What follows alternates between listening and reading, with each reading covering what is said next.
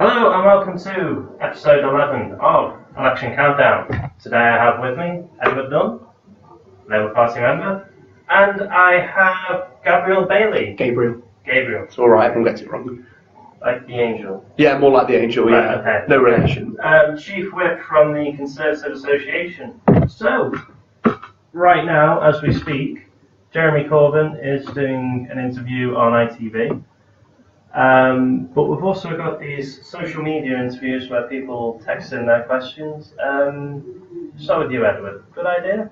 Yeah, I think it's a very good idea. I think increasingly, from what I understand, more and more people are perhaps rejecting traditional media outlets and are starting to use social media more to get their information. So I think, yeah, good idea. What about you, Gabriel? I think I'd probably be inclined to agree with that point. I mean, you see particularly a lot of, addresses for like fake news and, media bias, particularly here in the United States, and we're having it here at the moment. And I can understand, going directly to people, answering the questions is a good thing. But I mean, yeah, I think it's probably a good thing. I don't know whether, our party are, completely endorsing it. And I don't know whether it's just kind of more akin to a fad rather than something that is a long-term trend. So I think it'd be up to the powers to be, particularly with us, with whether, we sort of go forward and try and do some more social media orientated interviews. Well, why no one-on-one debate? Because there seems to be a Tory aversion to this, first with David Cameron and second now with Theresa May. Well, I think when you look at live debates, I mean, particularly the reason we've done it is because it started in the United States. We never had interviews, or at least debates live on air. It was an idea that they brought in 2015 now, and then sort of ran with it. And I think it's kind of, we have an aversion to sort of the Americanization of our media, in that we don't really need these massive sort of debates, because from what I remember seeing is they do little to change people's minds. It just ends up with a mudslinging fest. And I mean, I think it's probably, being the bigger person saying we're not just going to get involved is the best, at least for us, to just sort of hang back and just be involved in a large party debate. Mudslinging fest, I mean, Jeremy Corbyn is meant to be the new kind of politics. How would a one-on-one debate in your eyes develop? Well, I think there might be an element of truth in saying that a one-on-one debate might degenerate into a mudslinging contest. But I think, overall, just like the social media debates, I think having a live televised debate between the two main candidates and all the other leadership candidates is a good idea. I'm not. My kind of feeling from what I've seen and heard is that the Tory election strategists have maybe decided that Theresa May is just not very good at it. And that's why we need to. Do you think another problem, Gabriel, might be the fact that Theresa May simply lacks substance? We haven't seen much policy-wise apart from saying Brexit is Brexit and bring back fox hunting.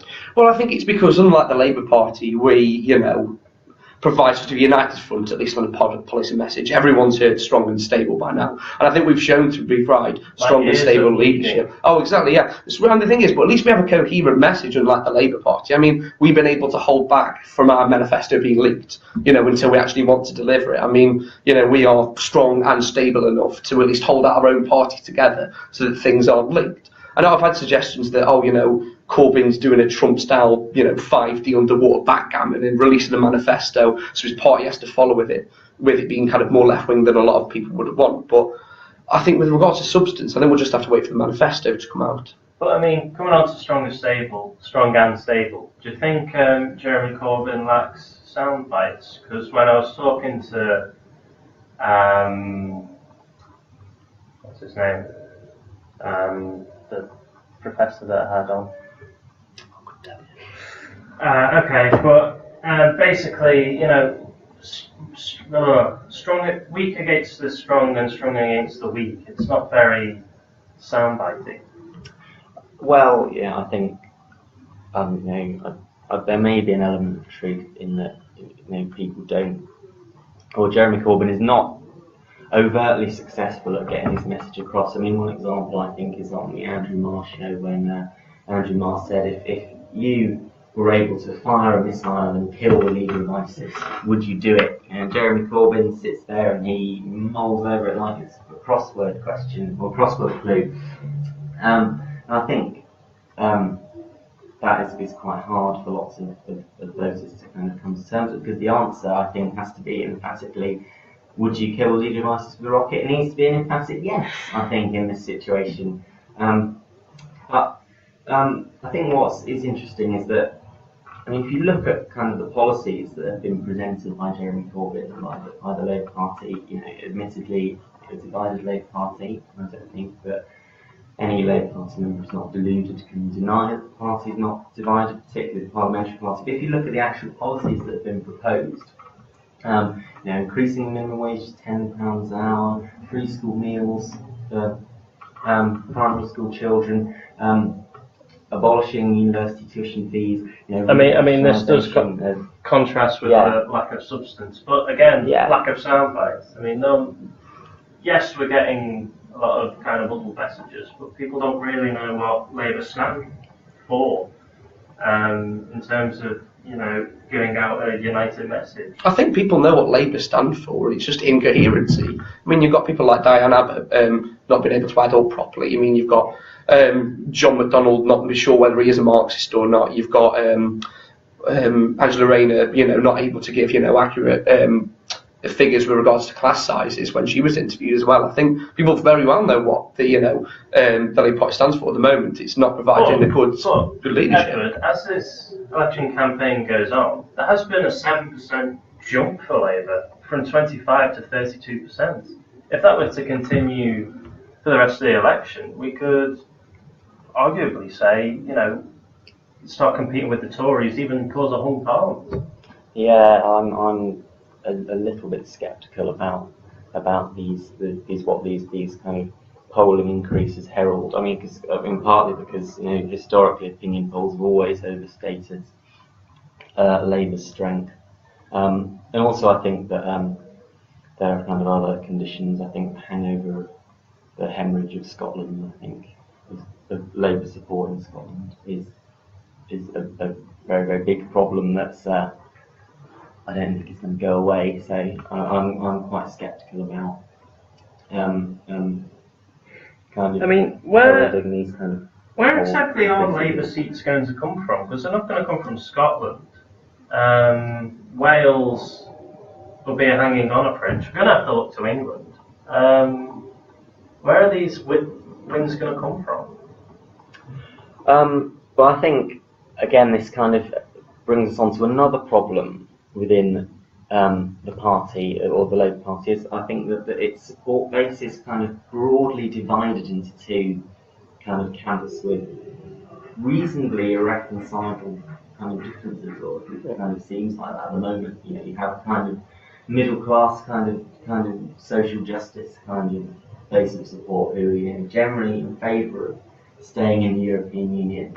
But, you know, and then you have the working class base who, I suppose, generally hostile to immigration, hostile to the European Union. You know, and I think that finding a balance of policies that is going to draw that base. Let's come on to the other point, Gabriel. It's still a rise of 7%. Do you ever sort of fear of Labour's large membership of over 500,000 and the fact that the youth voters, so many young people are registered to vote, and the vast majority of them are going to vote Labour? Well, I think if you look at it, I'll try and take those sort of points. So firstly, I definitely think that the polling has shown that Labour was down at the start. I think that was probably grossly off. I mean, I think the race at the moment is far closer than even, I think, potentially the polls are at the moment. I'm not nearly as optimistic as some are, or at least saying that we're going to have this massive Thatcher-style landslide in the election. I think it's going to be far closer.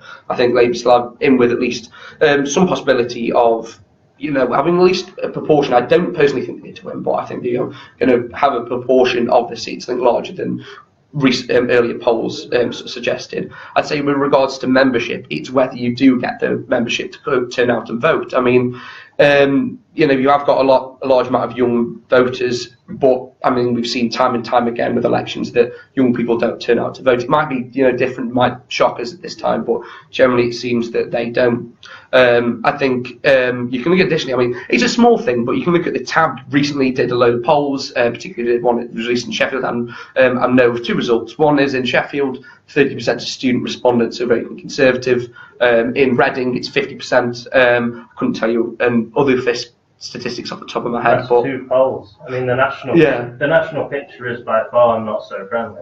Oh well, I know it's not so friendly necessarily to the Labour Party, but I mean, we'll have to see when it comes to the election. I mean, I don't think it's going to be as big of a landslide, but I think Labour's going to do moderately well. I mean, Edward, coming back to winning seats, do you think an electoral pact makes sense? Which is something that Labour so far have been hostile to. No, I don't think an electoral pact makes sense. I think that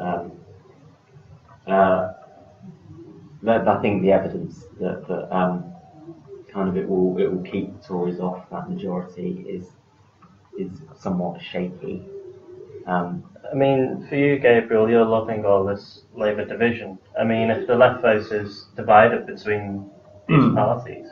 Well, I think it's the case of, I mean, what Labour should have done, I think, from the Brexit voters, position themselves as, the traditional working class supporting, we're going to go run with Brexit because particularly our traditional working base has voted for it. I'm from Stoke-on-Trent. It's traditionally been Labour since the 1950s, next door Newcastle-under-Lyme since 1922, the 20s at least, all voted predominantly to leave. I think if Labour had sooner position themselves as the party of the working class with regards to Brexit, talked about immigration for once, talked about these policies that the working class in this country, and you can also include the middle class as well, are actually worried about. I think really they should distance themselves as far as possible from the likes of the Lib Dems. I don't think it will gain them any particular favour within traditional working class voting bases, but that's whether you argue that, the Labour voting bloc is predominantly middle class these days. I mean, most middle class students that I've seen are, large Labour supporters. They're predominantly on the left compared to, and I know a lot of working class people who are voting Conservative for the first time ever now. And I just said, sticking into a coalition, it's just going to be damaging. I mean, if we look at the last election, what did the Labour Party damage was the suggestion they were going to ally with the SNP. But you went into a coalition with the Liberal Democrats. Well, it was something that we needed to do. 5 years. I know, because it was fairly stable. I mean, Strong and stable. Yeah, well, I wouldn't necessarily strong, but it was at least a stable government for 5 years. I mean, if it had been the opposite and you'd had a rainbow coalition under Gordon Brown, which the Lib Dems said they were never prepared to work with, I think it would have ended up far more horribly. I mean, at least then we were able to institute, at least sensible policies to a large degree under a coalition government. I mean, Edward, despite all these polls, I mean, as Gabriel said, he doesn't think that the Tories are going to have this big landslide. If you look at historic polls, back when Margaret Thatcher was leader, even previous to that, the Conservatives used to get, mid to high 40s, but we can't really expect them to do that well. Do you think Conservatism is more unpopular than ever in the country? Well, I don't think it's more unpopular than ever. I think I think there are lots of conservatisms, and I think depending on which conservatism you're talking about will. So conservatism within the Labour Party, for example, or even within the Liberal Democrats. Well, yeah, I think there is conservatism in the Labour Party, and I think there's conservatism in all political parties. But I suppose, kind of more broadly, I kind of agree. I don't think the Labour Party is going to do as badly as people maybe thought it was going to. And I don't think the Tories are going to do quite as well, but I don't think that. Do you think they're going to do better than last time?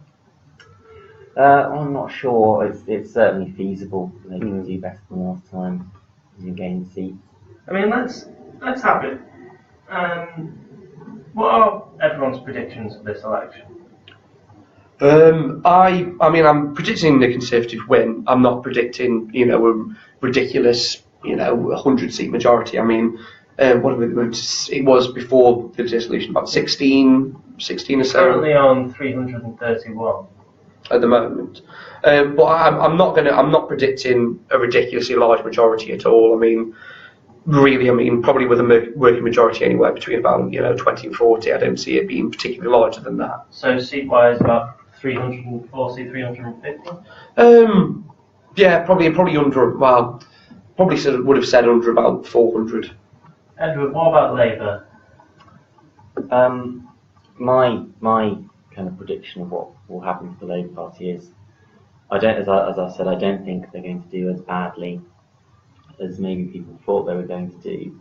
But I think that after the election, I think Corbyn will stay on as leader at least until party conference in September, when there are some rule changes coming up. And I think that the rationale for that is to ensure that the left of the party maintain some kind of meaningful control over over the leadership. Even with the current election results, we have had, and we are going to have, an influx of left-wing Labour MPs in safe seats, which has been the agreement between Corbyn and the NEC. Do you still see, even under the current rules, could we still see another left leader come in? Possibly someone stronger like John McDonnell or Clyde Lewis, or, I mean, I'd like someone like Rebecca Long-Daly, but I think realistically she might be a bit too young. But someone a bit stronger and on the left, do you think that would be ideal? Well, I suppose it depends on kind of what your perspective is on kind of the Labour Party's prospects. I mean, I kind of take a kind of cynical and pessimistic approach. It's perhaps, I think there's unlikely to be a Labour government probably in the next 30 years, perhaps.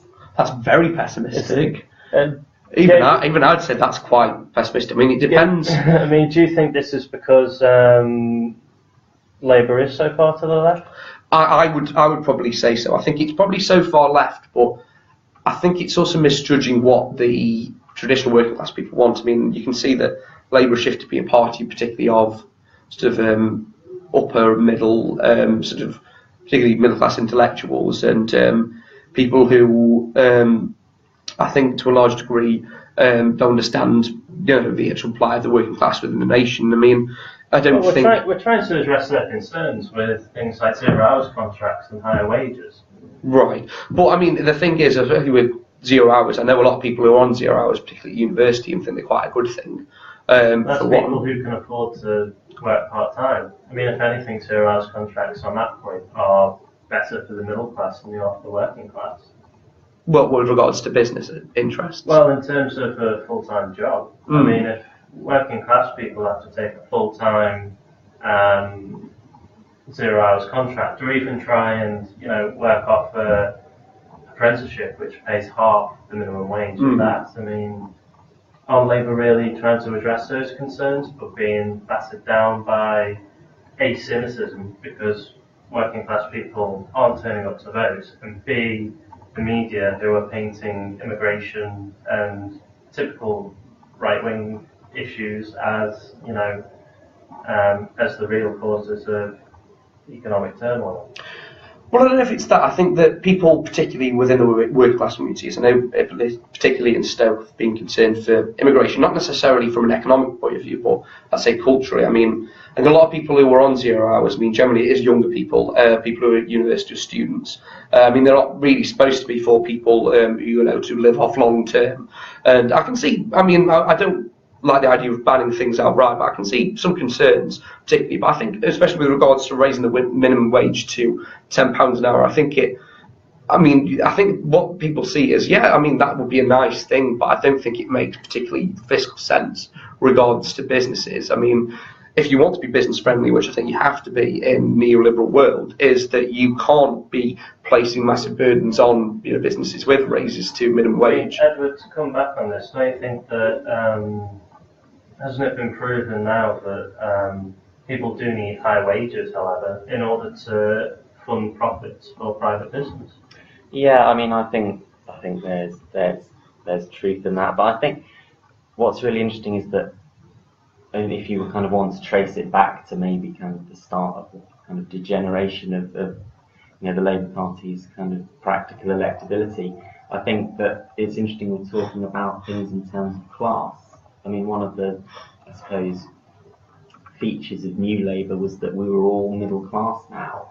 And I suppose in a sense that New Labour kind of denied the existence of class war. It's very interesting that, in this discussion we've really been talking about things kind of in terms of kind of the tensions between working class people. I mean, do you think the drop off, if you look at the drop off between 97 and 2001, do you think the drop off in turnout shows that working class people stopped voting and we essentially had two right wing parties during the New Labour years? Yeah, I think that's kind of broadly a view I subscribe to. I think that lots of working class people did just kind of sit on their votes and not turn out. I suppose kind of UKIP has kind of enfranchised a certain proportion, but I think a large amount of them still don't turn out to vote. I suppose to kind of address the kind of neoliberal kind of points, I think that the kind of key issues are not really being addressed, which is kind of very interesting. Kind of at the centre of the election, I think kind of the rate of compound growth is becoming very particularly hard globally to sustain. I mean, if you read kind of IMF reports, and then they say that the world is awash with surplus liquidity. That there's an enormous lack of things to profitably invest in. I mean, I do want to kind of bring this point onto you, Gabriel, just before we go. The Labour plan for the economy seems to be, we're going to invest in the real economy, we're going to produce goods. Coming off a recession, are we going to be a basket case like Cyprus? Because interest rates can't go down any further, so they're only going to have to go negative. Then people are going to have to try and take the money out of the bank, so then they're going to have to bring in capital controls. Anyone on a mortgage is going to find that their house value is fallen through the floor, so anyone with a mortgage might end up homeless. I mean, I'd say that's incredibly speculative, but if we are going into... But these things have already happened in Southern Europe.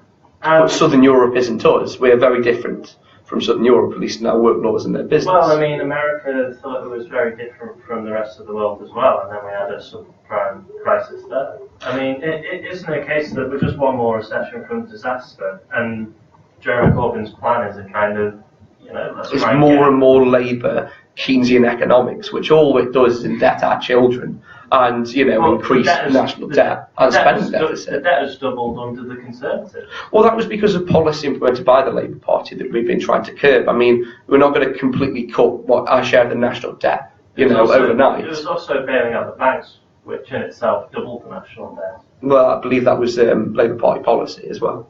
Well, it was global policy. It was set by the Labour Party. I mean, if you've got Jamie Dimon and Lloyd Blankfein holding a gun to the Chancellor of Exchequer's head and saying, we're going to blow everything unless you give us the money, isn't this just going to be a repeat next time?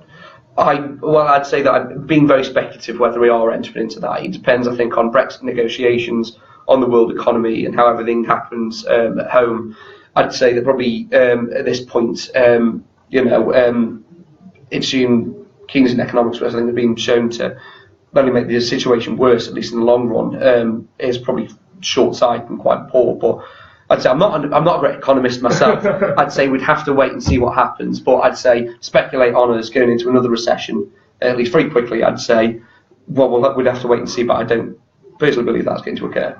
I mean, Edward, what would your tactic be? Would it just be a repeat of the 1970s, like Gabriel says, of hyperinflation and trying to raise interest rates, or would we in fact, restart the economy? Well, I think that renationalisation, I think, needs to be a very, very important kind of part of the future of kind of society, kind of broadly. I think if you were to ask me kind of the reasons why I think that we need a Labour government, making a distinction between whether we're likely to have a Labour government and why we need a Labour government, is the crisis in social housing. I think is not going away. Going on what I've read, I believe there are 5 million empty homes in Britain, and a significant proportion of them. This is the problem of the surplus of liquidity. Aren't these empty homes the driving force of our economy? Because if people are able to speculate on their value, the economy is able to grow. Whereas if we build homes, the house prices will drop and the whole thing will go kaput. I know, but who's benefiting from that growth is I think the question that needs to be asked. It's predominantly not. It's not the local councils who, in lots of cases, originally built the things that are being invested in. It's not the government funding that developed lots of infrastructures and things that were sold off to private individuals who made enormous profits. Gabriel, what do you take of this point that economic growth is increasingly becoming a number on a screen rather than relating to people's real lives? Well, I would disagree. I think it definitely impacts people's life. We are far better off now than we've been in the past, and we've seen that sort of continue. More indebted than rise. we've ever been. I'm not sure we are. Which is a shame. Than we've ever been. I think we are. The gap between. Something that I think is kind of genuinely becoming maybe new to the 21st century is the enormous inequalities between older people and younger people in terms of economic clout. People born in the 1970s when they were 30 have 3 times as much wealth as people who are now 30 have now. Well, yeah, we because of the system of I'm going to preface it. I'm not an economist, of course. I'm not particularly great on the economy, but I'd say, well, what's the answer then that we get from the left? That really, when you what do we we say with regard to how many empty homes are we going to reclaim people's property rights? Or we're going to reclaim these homes, or we're going to institute massive amounts of spending that we can't afford and continue the cycle of debt. It's what are we to do at the end of the day? If we cut if we rein in our spending, cut the frontiers to the state and allow us to be open to business, it's going to make sure that we are better off. And you can talk about the massive income divide between, say, the rich in society and the poorest, but I'd argue that the poorest in the society are far better off than they would have been, say, if you continued left-wing monetary policies. It ends up with a situation of, would you rather that the rich be poorer with everyone else, or would you rather that people on aggregate be far more rich than be alternatively, if that means that some people are just vastly more? But people aren't richer on aggregate. I think people are. People are, because most people, vast majority of people, have enough food on their tables. 1 million people on food banks. Well, that is because they've been made aware that they exist. No, that's true. So my parents work in the job centre, and they weren't allowed in the last Labour government to be advertised that there are food banks. So now people have been made aware there's been food banks. There's more, increased demand for it. So there's more established food banks, and more people are going to go to them. Really, it's just a case of they're there, so people are using them. Just on this last point though, the whole reason I brought up the economy was because you said that Labour aren't going to win for 30 years, but as we've seen, the electorate, in my opinion, seems to be a lot like sheep, because 2008 we had a financial crisis, we had a change of government afterwards, we had Black Wednesday in 92, followed by a change in government in 97, we had Winter of Discontent in 1979, then we had a change of government. On the electorate, just following whichever way the economic wind takes us. Yeah, I think that that's certainly a consideration. I think one thing that's very interesting. I think if things kind of carry on as they are, I can't see Conservatives being swept out of power, for a very, very long time. But increasingly, I think that the Brexit negotiations are shaping up to not live up to expectations, is I think that's what it's going to look like. I mean, as I understand it, it's not looking like the pound is going to kind of substantially recover. You know, and I suppose this gap between this kind of generational divide between very very poor young people and predominantly more well off older people. This could all come together as a perfect storm. Which maybe could sweep Theresa May out of government. I mean, I suppose I'm going to have to leave it there because we're running out of time. We could go on for a long time. I can imagine. But tomorrow, I don't know. I've got on, and to be honest, it's getting increasingly hard to get people. I'm sure you can find somebody. There are less political societies than I thought, and then I thought the Liberal Democrats had reformed their society recently. I have tried to get hold of the Liberal Democrats. If you're watching out there, please come on. I even went to Nick Clegg's office. No, I didn't physically go. I just emailed them. Nothing. Green Party, thank you very much. Logan and Natalie Bennett coming on. That was good of them. Yeah. So, that'll do it for episode 11. Keep watching, keep liking the page, and hopefully I'll hit my 100 like target. How far are you off? I need 56 more. Got 2 weeks to go. Oh, no, I've got until June 8th, so I've got 3 weeks to go. I can do this. Okay, so thanks very much for watching, and bye bye.